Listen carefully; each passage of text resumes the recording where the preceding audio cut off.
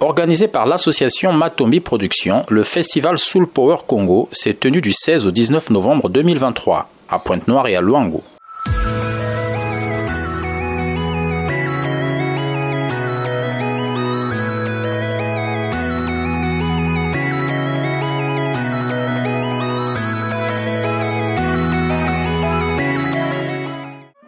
Lancé en 2013, le festival a célébré cette année ses 10 ans d'existence dans le cadre des 60 ans de la collaboration entre le Congo et l'Union européenne. Je trouve que c'est des spectacles de très très bonne qualité, opéra, chant, négro-spirituel, dans lesquels on retrouve toujours un peu le même fil, la même trame qui est ce pont qu'on construit entre le Congo, l'Europe et les États-Unis par la culture qui est en provenance du Congo. Donc je trouve que c'est vraiment soit artistiquement, soit intellectuellement très remarquable.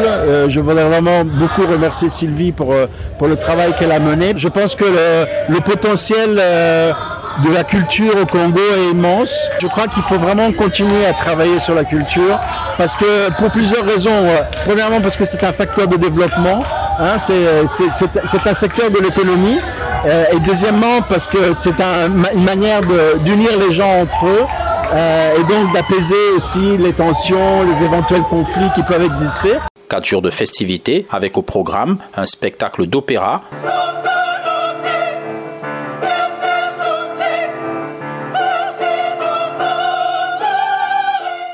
un concert jazz,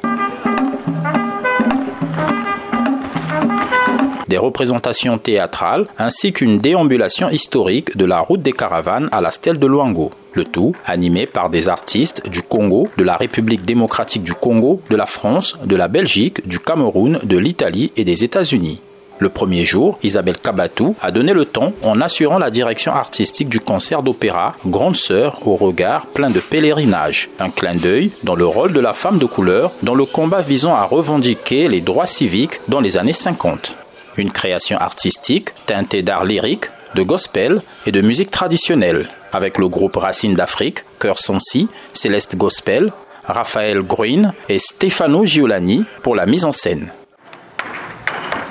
Le jour suivant, c'est à pas de claquette que le danseur et chorégraphe Tamango a enjoué le public en compagnie de jeunes artistes congolais avec son spectacle Congo Square en référence à cette place emblématique de la Nouvelle-Orléans, épicentre des arts et traditions importés d'Afrique via la traite des esclaves. C'est un départ, alors je pense que comme le public le montre, ils sont chauds dessus, ça veut dire qu'on a quand même donné quelque chose d'intéressant.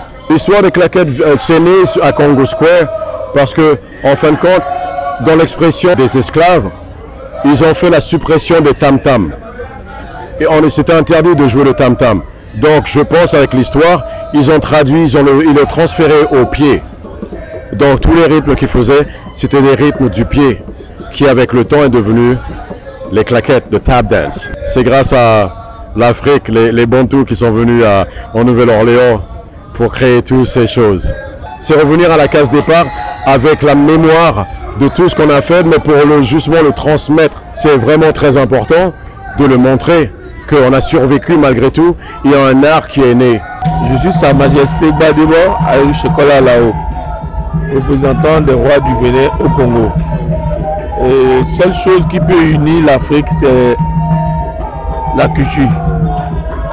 Nous avons suivi, ils ont présenté un fantastique festival.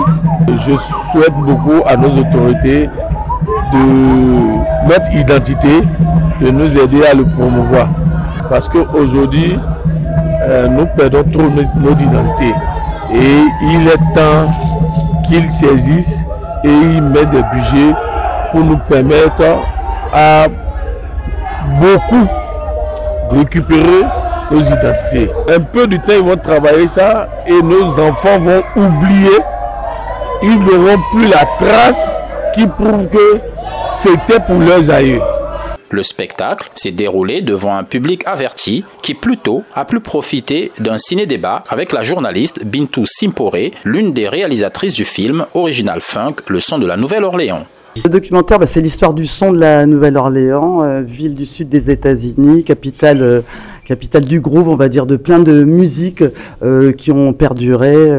On parle des spirituals, du blues, du jazz, de la soul, de la funk, jusqu'au rap et puis même la house music. Et avec Mathias Sanderson, donc a réalisé le film, et puis Jean-François Bizot, le patron de Radio Nova et du magazine Actuel, avec lequel j'ai pu me rendre à la Nouvelle-Orléans. Bien, on est allé aux sources de ces musiques avec plein de belles rencontres. Le troisième jour, les participants au festival ont eu droit à une déambulation historique de la route de l'esclave à la stèle de Luango.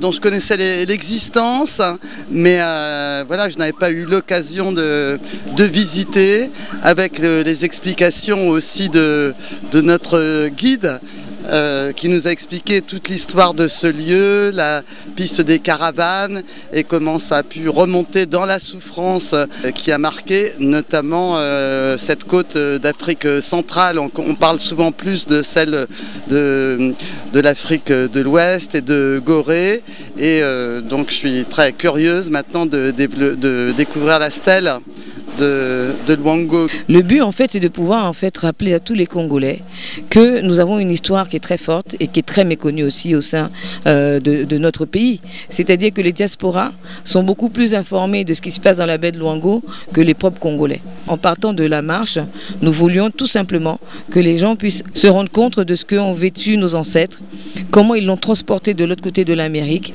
via l'esclavage, et comment ils sont aujourd'hui maintenant propriétaires, je dirais, de notre culture plus que nous-mêmes.